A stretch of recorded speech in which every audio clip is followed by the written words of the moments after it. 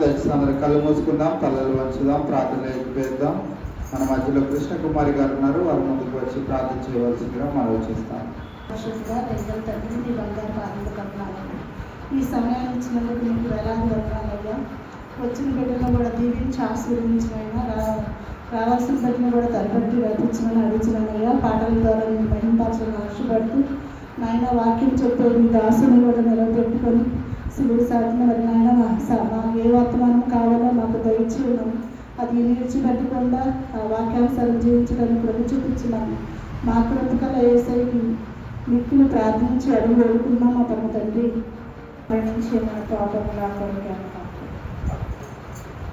మనకై యేసు మరణించే, మన పాపముల కొరకే నిత్య జీవమునిచ్చుటకే సత్యుడు సజీవుడాయే, నిత్య జీవమునిచ్చుటకే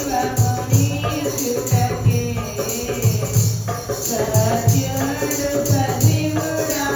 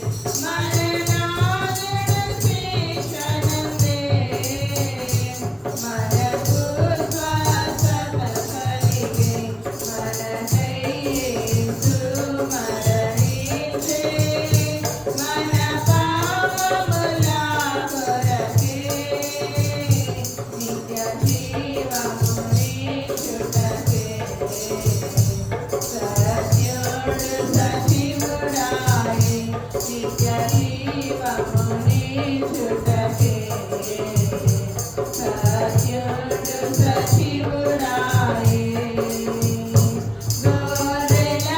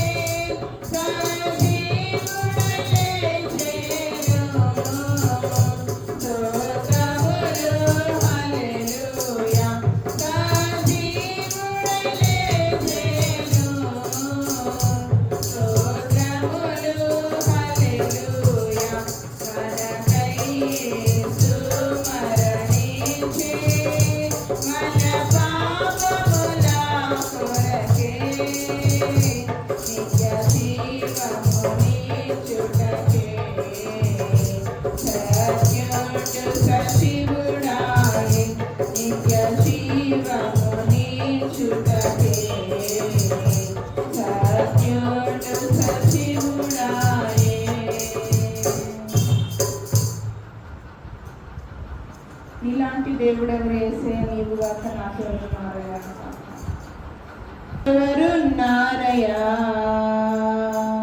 నీలాంటి దేవుడెవరు యేసయ్యా నీవుగాక నాకెవరున్నారయ్యా నీవుగాక నాకెవరున్నారయ్యా నీటిపైన నీవు నడిచినావయ్యా ప్రసాద్యమైనది ఏమన్నదయ్యా నీటిపైన నీవు నడిచినావయ్యా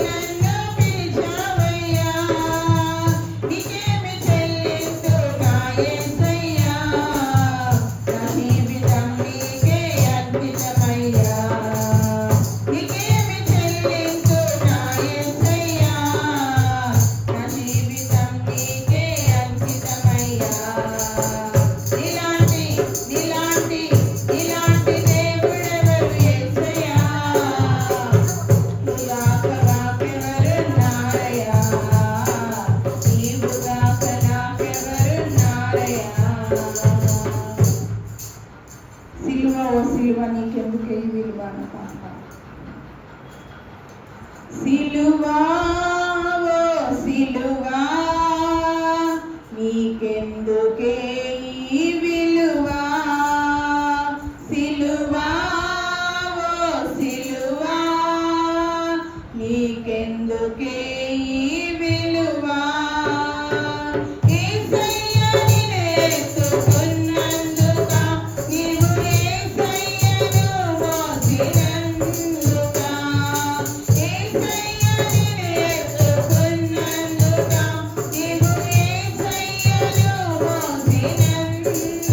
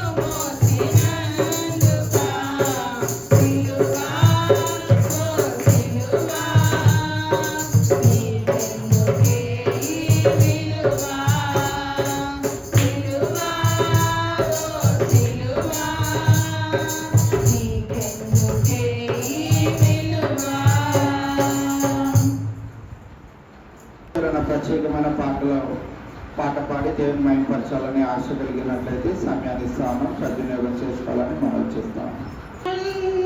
గాయాములను నా కొరకై పొందెను క్రీస్తు ప్రభు. గాయాములను నా కొరకై పొందెను క్రీస్తు ప్రభు. స్వరూపమైన సొగసైన ఆయన దుఃఖమరితుడాయెను. స్వరూపమైన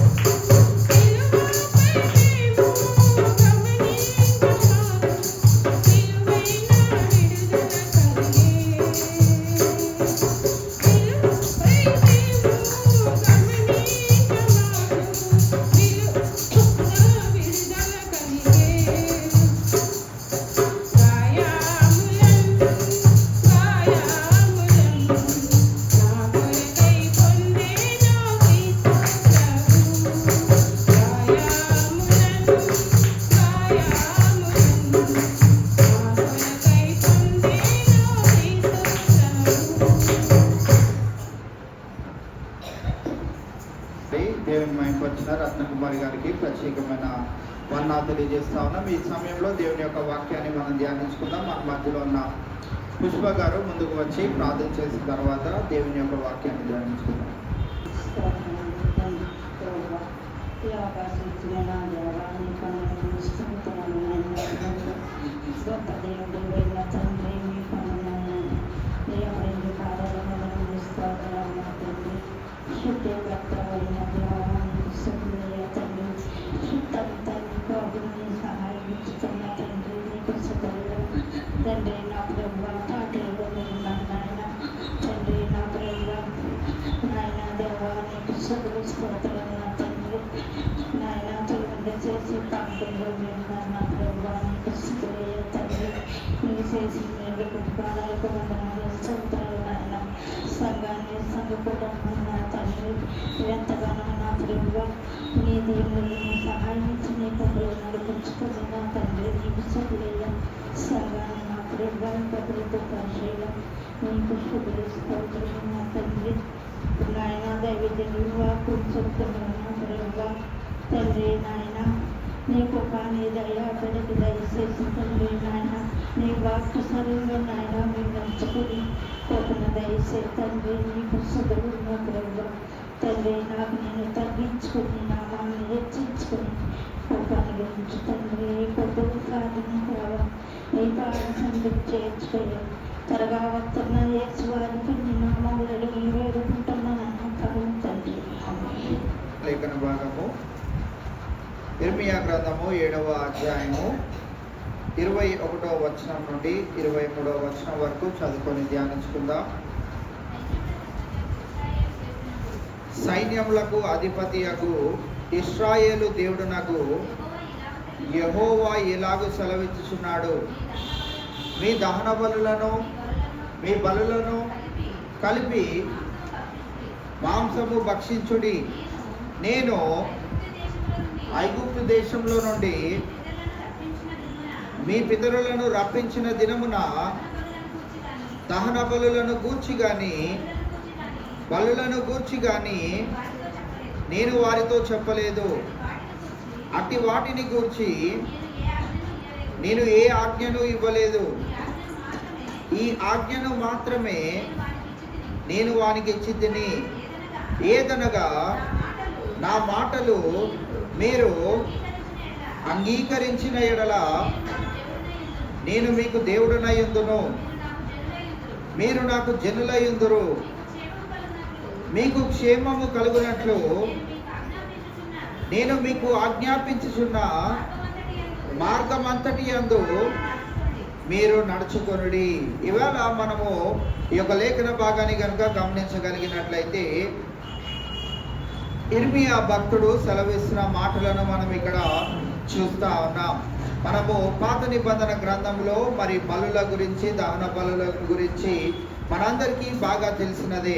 ఇక్కడ మనము ఈ లేఖన భాగంలో చూసినట్లయితే దేవునికి చాలా ప్రాముఖ్యమైనది మనుషుని దగ్గర నుండి ఏంటో ఈ యొక్క వచనాల్లో మనము చూస్తా ఉన్నాం.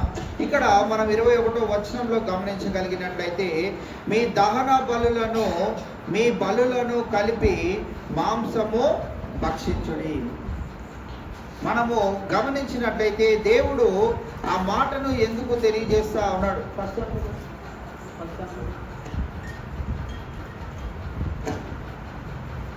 దేవుడు ఎందుకు ఆ మాటను తెలియజేస్తున్నాడు అనే విషయాన్ని కనుక మనము గమనించగలిగినట్లయితే ఈ యొక్క బలులను అర్పించిన తర్వాత ఈ బలులు దేవునికి ఏ రీతిగా మరి వాటిని దేవునికి సమర్పించాలో, దేవుని మందిరంలో విడిచిపెట్టి ఎలా వెళ్ళాలో ఆ విషయాలను మనం జ్ఞాపకం చేసుకుంటూ ఇక్కడ మనము గమనించినట్లయితే మీ దహన బలులను మీ బలులను కలిపి మాంసము భక్షించుడి. దాన్ని బట్టి మనం ఏం గమనించవచ్చు అని అంటే, మీరు చేసే ఏదైతే అర్పణము లాకున్నదో, ఏదైతే దహన బలులు ఉన్నాయో, ఏవైతే బలులు ఉన్నావో అవన్నిటినీ నాకు మీరు అర్పించినా కానీ నాకు వాటిని స్వీకరించుట ఇష్టము లేదు.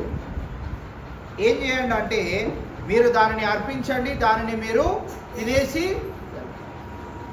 వేళ మనము గమనించినట్లయితే దేవుని యొక్క దృష్టిలో మనము చేసే ప్రతి ఒక్క భక్తి, ప్రతి ఒక్క బలి, లేకుంటే ప్రతి ఒక్క అర్పణ ఏ రీతిగా ఉంటా ఉన్నదంటే, కొన్నిసార్లు ఇది మీరు ఇచ్చారు, దీనికి ప్రతిఫలం కూడా మీరే పొందుకోండి, నా దగ్గర నుంచి కాదు, మీకు మీరే.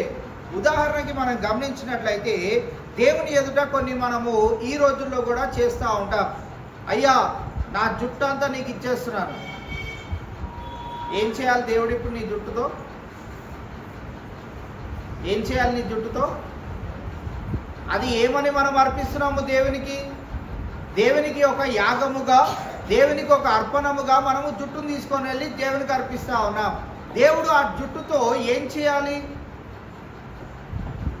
అందుకే ఇక్కడ మనం గమనించినట్లయితే ఈ లేఖన భాగంలో మనం చూసినట్లయితే, మీరు నాకు బలులు అర్పించారు, బాగానే ఉంది, మీరు నాకు నైవేద్యాలు ఇచ్చారు, బాగానే ఉంది, వాటన్నిటిని మీరే తినేసి వెళ్ళిపోండి, దానితో నాకు పని ఏమీ లేదు. ఎందుకు అని అంటే ఆ అర్పణములు నాకు ఇష్టమైనవి కాదు, అవి నేను కోరిన బలులు కాదు. కావున ఏమైనా మనము చాలా జాగ్రత్తగా గమనించవలసిన ప్రాముఖ్యమైన విషయం ఏంటిది అని అంటే, ఇక్కడ ఇశ్రాయేలు జనాంగానికి తెలియజేస్తూ నేటి మన బలుల విషయమై కూడా మనము గమనించగలిగినట్లయితే, మనము చేసే ఏ అర్పణమైనా కానీ అది హృదయపూర్వకంగా, మనపూర్వకంగా ఉన్నట్లయితే దానిని దేవుడు అంగీకరించగలుగుతాడు. దానికంటే విశేషమైనది ఏంటిది అని అంటే, దేవుడు మన నుండి కోరుకునేది ఏంటిదనంట, ఇక్కడ మనము 23వ వచనంలో మనం చూసినట్లయితే, నా మాటలు మీరు అంగీకరించిన ఎడల. ప్రాముఖ్యంగా మనం గమనించినట్లయితే దేవుడికి ఏంటి కావాలి అని అంటే, అసలు మీరు బలులు చేసి ఊరుకోవడం కాదు. చాలాసార్లు ఏం చేస్తూ ఉంటారు అని అంటే, బలులను అర్పిస్తారు, తిరిగి యథావిధి జీవితాన్ని కొనసాగిస్తారు. పాత నిబంధన గ్రంథం అంతటిలో దేవుడు అదే చూస్తూ వచ్చాడు కనుక ఆయన అంటున్న మాట ఏంటిదనంటే, మీ దహన బలులను మీ బలులను కలిపి మాంసము భక్షించుడి. ఎందుకనంటే అది నాకు ఇష్టమైన అర్పణ కాదు, అది నాకు ఇష్టమైన బలి కాదు, అది నాకు ఇష్టమైన ఆరాధన కానే కాదు. కావున ఈవేళ మనం గమనించినట్లయితే మనం చేస్తున్న భక్తిలో, మనం చేస్తున్న ఆరాధనలో, మనం చేస్తున్న ప్రతి విధమైనటువంటి దాంట్లో మహిమ పొందవలసింది, ఆనందించవలసింది ప్రాముఖ్యంగా ఎవరు అని అంటే దేవాది దేవుడు. ఒకవేళ ఆయన ఆనందించలేని పక్షాన అది దేవుడు అంగీకరించడు. ఈ దినాన మన అర్పణములు కావచ్చు, ఏదైనా కావచ్చు, చాలాసార్లు నేను ఈ విషయాన్ని చెప్తా ఉంటాను. చాలామంది దేవుని మందిరాల్లో కానుకలు, సేవకులకు కానుకలు ఇచ్చే విషయంలో వారు భావించేది ఏంటిదనంటే, ఇది ఇచ్చేస్తే దేవుడు నా పైన ఉన్న రుణాలన్నింటినీ, దేవుడు నా పైన ఉన్నటువంటి పాపాలన్నింటినీ తొలగించేస్తాడేమో అని. అది దేవునికి ఇష్టమైన బలి, దేవునికి ఇష్టమైన అర్పణము కానే కాదు. కావున ఈవేళ మనము గమనించినట్లయితే, మీరు ఇచ్చిన బలుల మాంసము మీరే భక్షించి వెల్లుడి. యెషయా గ్రంథము 1వ అధ్యాయము 11వ వచనాన్ని మనం గమనించినట్లయితే, యెషయా గ్రంథము 1వ అధ్యాయము 11వ వచనం, యెహోవా సెలవిచ్చిన మాట ఇదే, విస్తారమైన మీ బలులు నాకేలా, దహన బలులకు తొట్టేలను బాగుగా మేపిన దూడల క్రొవ్వును నాకు వెక్కసమాయను, కోడేళ్ల రక్తమందైనను, గొర్రె పిల్లల రక్తమందైనను, మేకపోతుల రక్తమందైనను నాకు ఇష్టము లేదు. ఆయనకి ఏంటి కావాలంట? ఇక్కడ చెప్పిన లిస్టులో అయితే ఏది నాకు పాత నిబంధన గ్రంథంలోనే ఏ రోజుల్లో అయితే వారు బలులు అర్పిస్తూ ఉన్నారో ఆ రోజుల్లోనే దేవాది దేవుడు ఏమని అంటున్నాడు అంటే, మీరు అర్పించే బలులు నాకు వద్దు. ఎందుకు వద్దు అంటున్నాడు అని అంటే, వారు అర్పించేది అర్పిస్తూ ఉన్నారు, తిరిగి యథావిధి జీవితాన్ని జీవించేస్తూ ఉన్నారు. ఈ దినాల్లో కూడా మనము చేసే ఈ యొక్క భక్తి, మనం కూడా మోకాల మీద కొండలెక్కాలని, నడుచుకుంటూ కొండలెక్కాలని, కొండపైకి వెళ్ళి గుండు కొట్టించుకోవాలని, లేకుంటే నేను అనుకున్నానని వెళ్ళి కోడిని బలించడం కానీ, మేకలు బలియడం కానీ, నేటికి కూడా అవి జరుగుతూనే ఉన్నాయి. దేవునికి ఇష్టం లేని బలులని యేసుక్రీస్తు ప్రభువు ఈ లోకంలోనికి వచ్చినాక నేనే బలి పశువుగా ఈ లోకంలో ఉన్న పాపం అంతటిని తొలగించడానికి వచ్చాను అని ఆయన శిలువ పైన మరణాన్ని చెందిన తర్వాత ఇంకను వాటిని పఠిస్తున్నట్లయితే మనం ఏం చెప్తున్నామంటే లోకంలోనికి యేసుక్రీస్తు ప్రభువారు ఇంకా ఈ లోకంలోనికి రాలేదు. ఆయన శిలువ యాగము చేయలేదు. మనందరి గురించి మరణించలేదు. అందుకే నేను ఇంకా నా పాపాలు పోవాలని నేను అనుకున్నాను కాబట్టి, నాకు దేవుడు మేలు చేశాడు కాబట్టి నేనేం చేస్తున్నాను అంటే ఒక బలి పశువును దేవుడికి అర్పణగా ఇస్తా ఉన్నాను. కాబట్టి ఈవేళ మనం గమనించినట్లయితే మనం చేసే ప్రతి విధమైనటువంటి వ్యర్థమైనటువంటి ఆ యొక్క భక్తిని దేవుడు కోరటలేదు. దేవుడు కోరే ఆ యొక్క విశ్వాసి యొక్క జీవితం ఏ విధంగా ఉండాలో మనము కొద్దిసేపులో గమనించిన హోషేయ గ్రంథము 8వ అధ్యాయము 13వ వచనాన్ని మనం చదివినట్లయితే, హోషేయ గ్రంథము 8వ అధ్యాయం 13వ వచనం.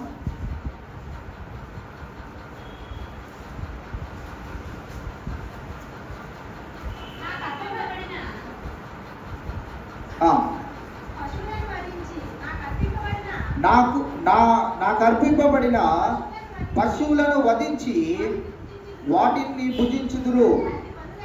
అట్టి బలుల యందు యెహోవాకు ఇష్టము లేదు.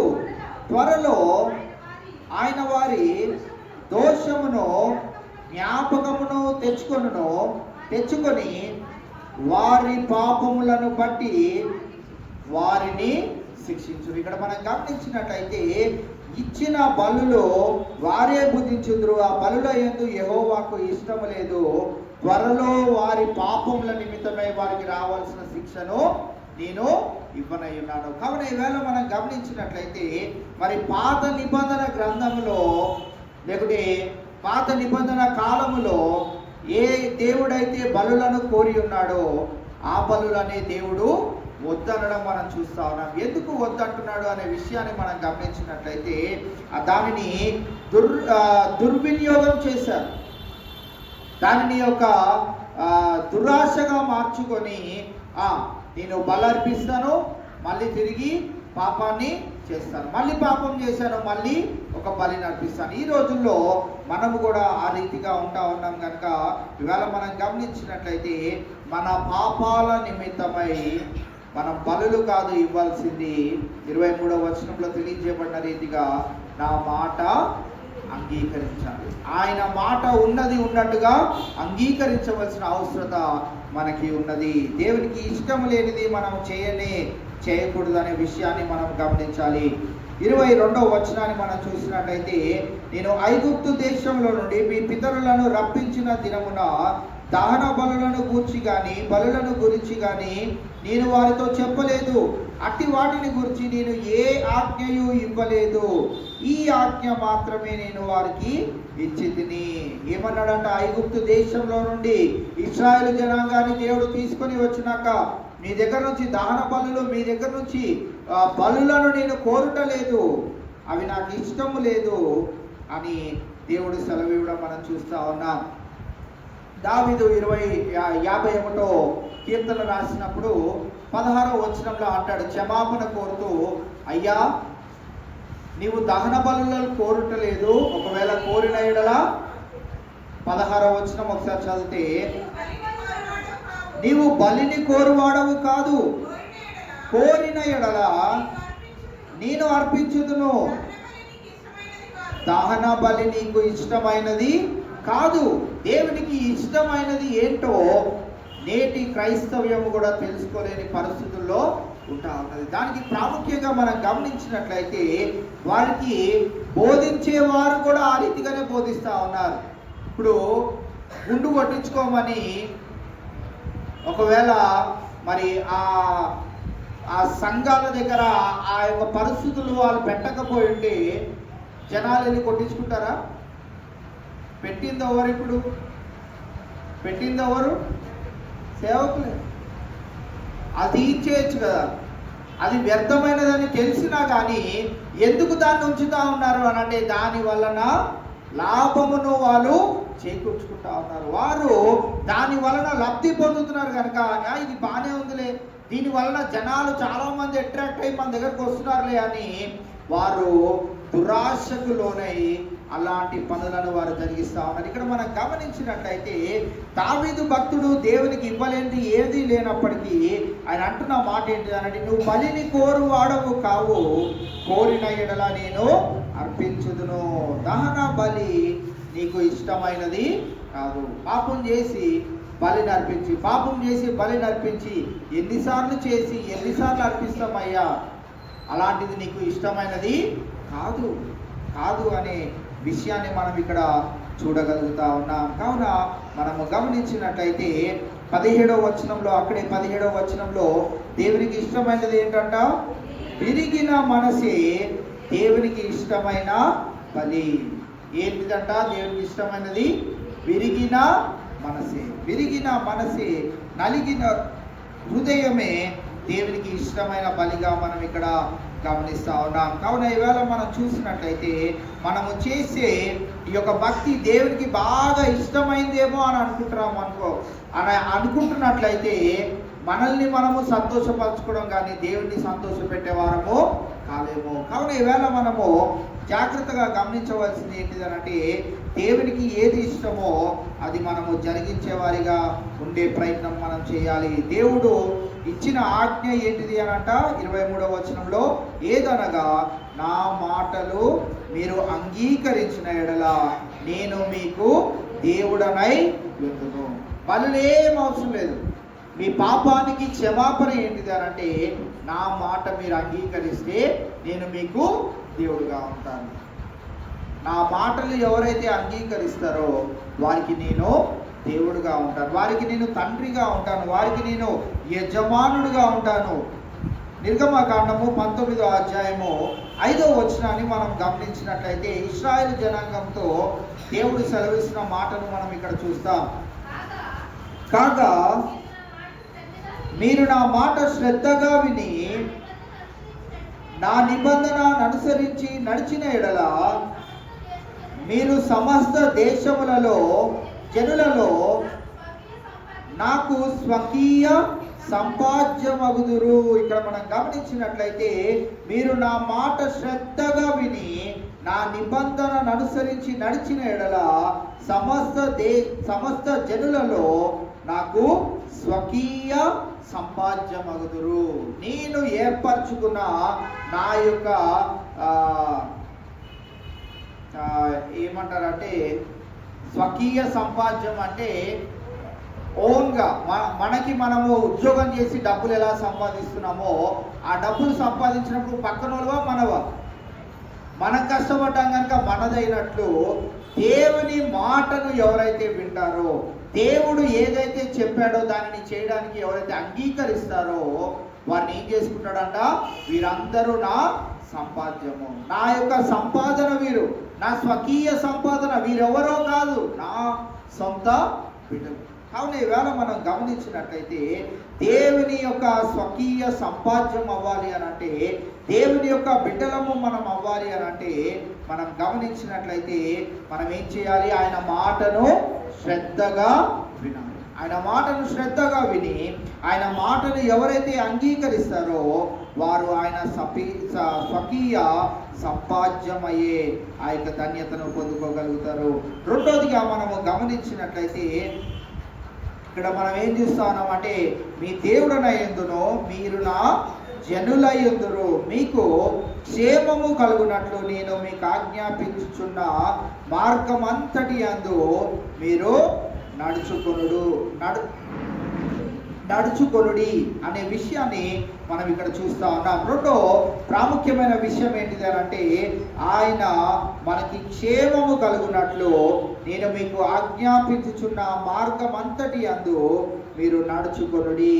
కావున ఈవేళ మనం గమనించినట్లయితే ఆయన మాటలను మనము ఎన్ని దినాల నుంచి వింటా ఉన్నాం? ఈ లెంట్ సీజన్లో అనుకుంటే ఎన్ని దినాల నుంచి వింటా ఉన్నాం? ఇంచుమించుగా 29, ఈరోజు 30వ రోజు. కావున ఈవేళ మనం గమనించినట్లయితే ఇన్ని దినాల నుంచి ఆయన మాటలు వింటా ఉన్నాం.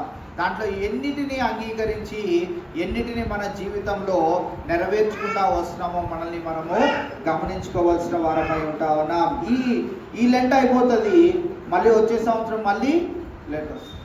అలా ఈ నామకార్థపు భక్తులుగా మనం ఉండకుండా దేవుని మందిరానికి వచ్చి 40 దినాలు దేవుని మందిరంలో గడపాలి అని ఆశ కలిగి మనం వచ్చినప్పుడు, మన హృదయవాంఛలు దేవుడు తీర్చాలని మనము ఆశపడి దేవుని మందిరానికి వచ్చినప్పుడు, ఆయన దినాన అటువంటి వారందరికీ సెలవిస్తున్న మాట ఏంటిది అంటే, ఎవరైతే నా మాట విని అంగీకరిస్తారో, ఎవరైతే నా మాట విని అంగీకరిస్తారో వారికి నేను దేవుడనై ఉంటాను. రెండోదిగా మనం గమనించినట్లయితే, మీకు క్షేమము కలుగునట్లు నేను మీకు ఆజ్ఞాపించుచున్న మార్గమంతటి యందు మీరు నడుచుకొనుడి. కావున ఈవేళ మనం గమనించినట్లయితే ఇదే నిర్గమకాండము 15వ అధ్యాయం 26వ వచనాన్ని మనం చూసినట్లయితే దేవుడిచ్చే క్షేమం గురించి అక్కడ మనం చూస్తూ ఉంటాం. మీ దేవుడైన యెహోవా వాక్కును శ్రద్ధగా విని ఆయన దృష్టికి న్యాయమైనది చేసి ఆయన ఆజ్ఞలకు విధేయులై ఆయన కట్టడలన్నిటినీ అనుసరించి నడిచిన ఎడల నేను ఐగుప్తీయులకు కలుగజేసిన రోగములలో ఏదియు మీకు రానివ్వను, నిన్ను స్వస్థపరచు యెహోవాను నేనే అనెను. రెండవ అద్భుతమైన విషయం ఏంటిది అని అంటే, ఆయన మాటలు విని ఆయన ఇచ్చిన ఆజ్ఞలను కనుక మనము అంగీకరించిన ఎడల, దాని యందు మనం విధేయత కలిగి నడుచుకున్న ఎడల ఆయన మనకి ఏం కలుగు చేస్తాడంట? ఆరోగ్యము, స్వస్థత మనకి కలుగు చేస్తాడు. క్షేమం అంటే ఏంటిది? క్షేమం అంటే ఏంటి? క్షేమం అంటే ఏంటి?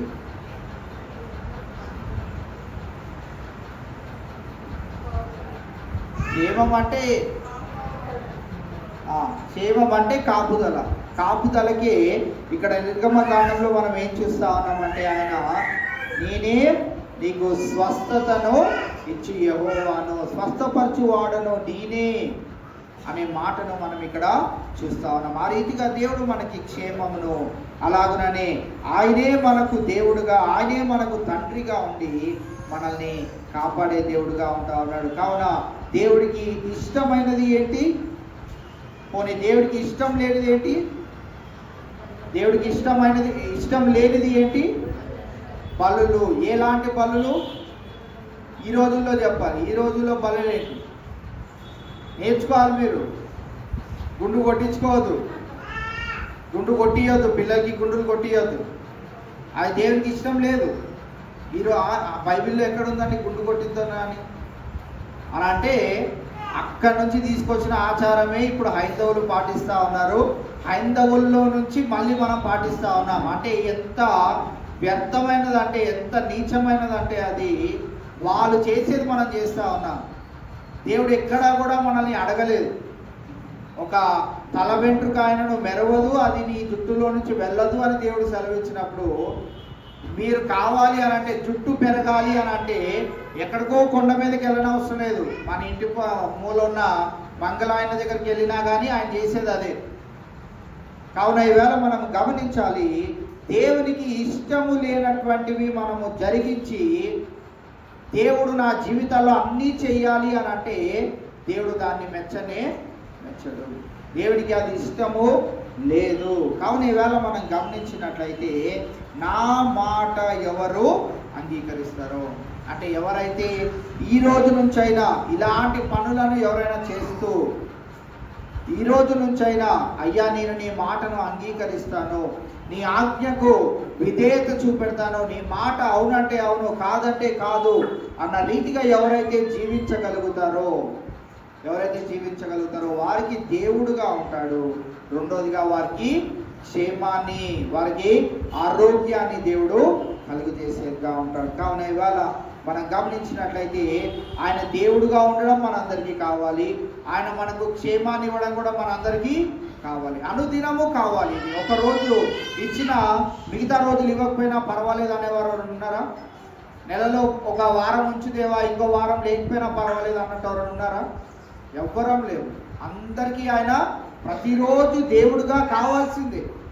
అలాగే ఆయన ప్రతిదినము మనకి క్షేమాన్ని కలుగు చేయవలసింది, మనకి ఆరోగ్యాన్ని కలుగు చేయవలసింది. ఆ రీతిగా మనం ఆశపడ్డప్పుడు ఆయన మన దగ్గర నుంచి ఏమి కోరుతున్నాడో, మనకి ఆయనకి ఇష్టమైనది ఏదియో దావీదు భక్తుడే సెలవిస్తున్నాడు కదా, నీవు కోరిన ఎడల నా దగ్గర ఇవ్వడానికి విస్తారమైన బలులు ఉన్నాయి, అది నీకు ఇష్టమైనది కాదు. ఏంటి ఆయనకి ఇష్టమైనదంట?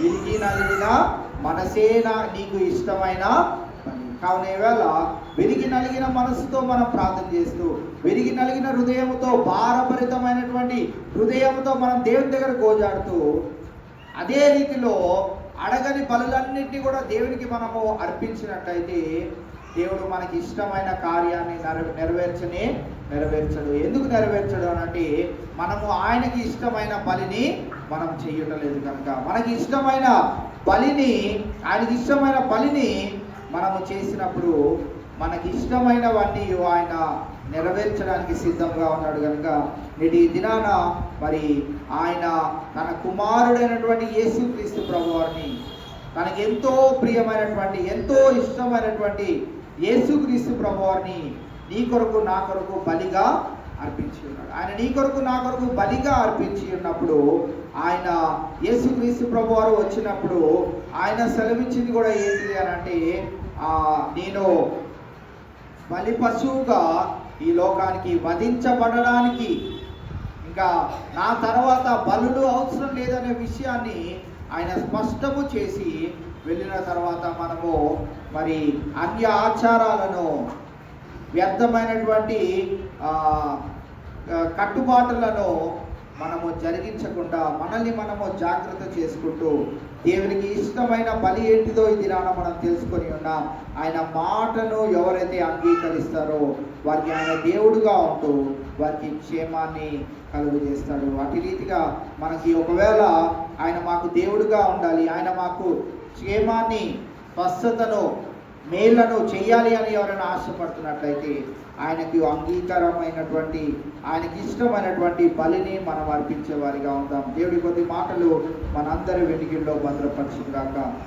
ప్రార్థన చేసుకుందాం. చివరి ప్రార్థన మన మధ్యలో ఉన్న పాస్టర్ గారు వచ్చి చేస్తారు. చెప్పబడే అంశాల నిమిత్తమై వారు చివరి ప్రార్థన చేసిన తర్వాత ఈ కూడికను మనం ముగించుకుందాం. మహోన్నతుడా, మహాపరిశుద్ధుడా, మీ పరిశుద్ధ నామానికి వందనాలు చెల్లిస్తున్నాను తండ్రి. ప్రభా, ఈ 30వ శ్రమల ధ్యానాలు, శిలువ ధ్యానాలని నాన్న మా మధ్య జరిగించిన తండ్రి నీకు వందనాలు. ఈ దినం కూడా నాన్న చక్కగా జరగడానికి నీవు కృపను అందించాలి. నీకు వందనాలు చెల్లిస్తున్నాం. పాటకు మంచి స్వరాలను దయచేశారు. ప్రత్యేక పాటని పెట్టిన కూడా దీవించి ఆశీర్వదించండి ప్రభా. నాన్న ముఖ్యంగా దినదినము నీ వాక్యం ద్వారా మాతో మాట్లాడుతున్న దేవా నీకు వందనాలు చెల్లిస్తున్నాను తండ్రి. నువ్వు బలి కోరువాడు కావు, కోని అలా నేను అర్పించుదును. దహనం నీకు విరిగిన మనస్తే నీకు ఇష్టమైన బలి అని సెలవిచ్చింది తండ్రి. నీకు వందనాలు నాన్న. నువ్వు బలి కోరువాడు కాదు నాన్న. మానవాళిని నువ్వే బలిగా అర్పించబడిన రీతిని బట్టి నీకు వందనాలు చెల్లిస్తున్నాను. మరి ముఖ్యంగా మేము నీ మాటను అంగీకరించినే కదా మీరు మా దేవుడు అంటారని, మాకు క్షేమాన్ని ఇస్తారని, మాకు ఆరోగ్యాన్ని, స్వస్థత ఇస్తారని ఈ వాక్యం సెలవిచ్చేటట్టుగా దాన్ని వ్యర్థంగా ఈ లోకంలో తిరిగి కాకుండా ప్రభు మా వాక్యాల్ని మా హృదయాంతరంగంలో భద్రం చేసుకుని దాని ప్రకారం జీవించే జీవితాన్ని మాకు దయచేయండి. ఈ ఇలాంటి సీజన్లో తండ్రి మేము చిగిరించే వారంగా ఉంటున్నాయినా నేను మాలో మార్పును దయచేయండి ప్రభు. అన్ని సంవత్సరాలు లానే కాకుండా ప్రభు ప్రత్యేకమైన రీతిగా ఈ దినాలను మాకు అందించిన తండ్రి నీకు వందనాలు తండ్రి. నేను ముఖ్యంగా అవసరాల నిమిత్తం ప్రార్థన చేయించున్నాము. పరీక్షలు రాసిన బిడ్డలను, రాయకపోవచ్చిన బిడ్డలను జ్ఞాపకం చేసుకుంటున్నాం. మంచి సిద్ధపాటు వారికి దయచేయండి. పరీక్షలు రాసిన వారికి మంచి విజయం దయచేయండి. నాయన అనారోగ్యంగా ఉన్న బిడ్డలను మీరే జ్ఞాపకం చేసుకొని నాయన వారికి మంచి ఆరోగ్యం దయచేయండి. మరి ముఖ్యంగా శంకరరావు గారి కన్ను ఆపరేషన్ నిమిత్తం ప్రార్థన చేస్తున్నాము. వాణి గారి కంటి ఆపరేషన్ నిమిత్తం ప్రార్థన చేస్తున్నాము. అటువంటి అవసరంలో ఉన్న ప్రతి వారిని జ్ఞాపకం చేసుకుంటున్నాను. తండ్రి కనిపించండి. మా ముందు ఉంచబడిన మే 1, 2, 3 తారీఖుల్లో మీటింగ్ నిమిత్తం ప్రార్థన చేస్తున్నాము. నాయన మీరు మాకు చాలా దేవుడు ఇవ్వండి. ప్రభా సమస్త పనులన్నింటిలో మీరే ప్రేమ అందించండి. ప్రభా మరి ముఖ్యంగా రానాయణ సేవకుని జయప్రకాష్ గారిని మీరే ఆత్మతో నింపి మూసుల చోటు మరుగుపరిచి మాకు కావాల్సిన వ్యవహారాన్ని అందించేట్లుగా మీ కృపను దయచేయండి. మరియు ముఖ్యంగా మట్ల ఆదివారం ఆరాధనని, గుడ్ ఫ్రైడే ఆరాధనని, ఈస్టర్ ఆరాధనను మీ కృపగల ఆస్థానాలు జరుపుకుంటాం. అవి కూడా మీ చిత్తానుసారంగా జయగంగా జరగాలని మీ కృపను దయచేయండి. సంఘంలో ఉన్న ప్రతి కుటుంబాన్ని వ్యక్తిని జ్ఞాపకం చేసుకుంటున్నాం. అందరూ నాన్న క్షేమంగా ఉండాలని కృపను దయచేసి నానాని దీవెనలు మాకు దయచేయమని నా ప్రభువును రక్షకుడైన యేసుక్రీస్తు పరిశుద్ధ నామంలో వేడుకుంటున్నాను తండ్రి. యథావిధిగా సాయంకాలం 7:30 గంటలకు మరి కూడిక ప్రారంభమవుతుంది కనుక మీరు అందరూ గమనించుకొని రావాల్సిందిగా మీ అందరికీ మనవి చేస్తాను. Thank you.